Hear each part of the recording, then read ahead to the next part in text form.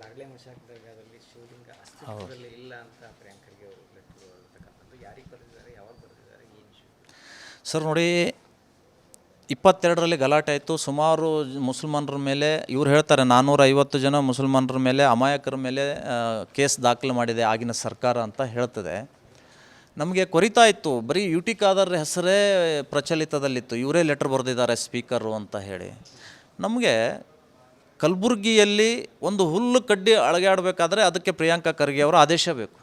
ಅದಿಲ್ಲದೆ ಹೇಗಾಗುತ್ತೆ ಅಂತ ನಾವು ವಿಚಾರ ಮಾಡಬೇಕಾದ್ರೆ ಕೊನೆಗೆ ಸಿಕ್ಕಿದ್ದು ಪ್ರಿಯಾಂಕ ಖರ್ಗೆ ಅವರ ಪತ್ರ 3/12/2025.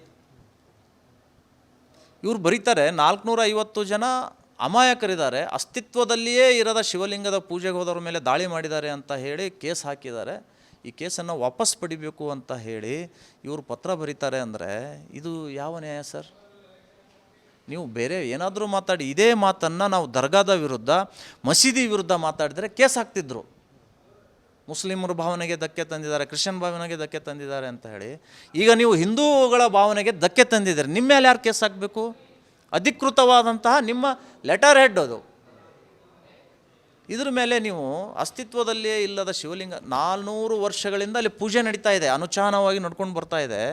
ಅದನ್ನು ಈಗ ಇವರ ಕುಮ್ಮಕ್ಕಿನಿಂದ ಪೂಜೆನೂ ಕೂಡ ನಿಲ್ಲಿಸಿದ್ದಾರೆ.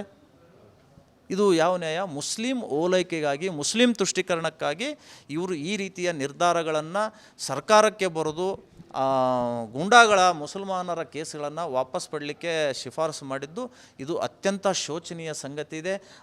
ಹೇಳ್ತಾರೆ 10,000 20,000 ಜನ RSSನವ್ರು ರಸ್ತೆಗೆ ಬಂದರೆ ಕಾನೂನು ಹೇಗೆ ಕಾಪಾಡ್ತೀರಾ ಅಂತ ನೀವು ಬಂದು ಕೇಳ್ತೀರಿ, ನಮಗೆ ಪ್ರಶ್ನೆ ಮಾಡ್ತೀರಿ ಅಂತ ಹೇಳ್ತಾರೆ.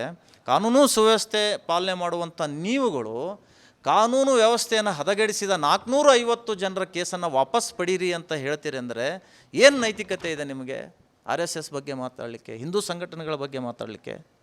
ಇದು ಅತ್ಯಂತ ಶೋಚನೀಯ ಸಂಗತಿ. ಇತರೆ ರಾಜ್ಯದ ರಾಜಕಾರಣಿಗಳು ನಗ್ತಾ ಇದ್ದಾರೆ, ಕರ್ನಾಟಕಕ್ಕೆ ಎಂಥ ಹೋಮ್ ಮಿನಿಸ್ಟರ್ ಸಿಕ್ಕಿದಾರಲ್ಲ ಅಂತೇಳಿ.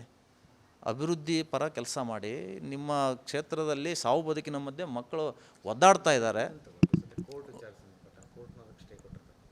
ನೋಡಿ, ಈಗ ಕೋರ್ಟು ನಾವು ಹೇಳಿದ್ದೀವಿ, ಆವತ್ತೇ ಹೋರಾಟ ಮಾಡಿದ್ವಿ. ಹೋರಾಟ ಆದಮೇಲೆ ನಾವು ಗಿರೀಶ್ ಬಾರರಾಜರನ್ನು ಕೋರ್ಟ್ ಮೆಟ್ಟಿಲು ಹತ್ತಿ ಇವತ್ತು ಆ ಕೇಸನ್ನು ಸಂಪುಟ ಸಭೆಯಲ್ಲಿ ಏನು ವಾಪಸ್ ಪಡಲಿಕ್ಕೆ ನಿರ್ಣಯ ಮಾಡಿದ್ರು, ಆ ನಿರ್ಣಯಕ್ಕೆ ಕರ್ನಾಟಕದ ಉಚ್ಚ ನ್ಯಾಯಾಲಯ ಬೆಂಗಳೂರು ಪೀಠ ತಡೆಯಾಜ್ಞೆ ಕೊಟ್ಟಿದೆ. ಇದನ್ನು ಮುಂದೆ ನ್ಯಾಯಾಲಯ ಕ್ಯಾಬಿನೆಟ್ದ ಒಂದೇನು ಚರ್ಚೆ ಆಗಿತ್ತು ಅದನ್ನು ರದ್ದು ಮಾಡ್ತದೆ ಅನ್ನುವಂಥ ವಿಶ್ವಾಸ 100ಕ್ಕೆ 100 ನಮಗಿದೆ ಅಂತ ನಾನು ಹೇಳಲಿಕ್ಕೆ ಬಯಸ್ತಾ ಇದ್ದೇನೆ.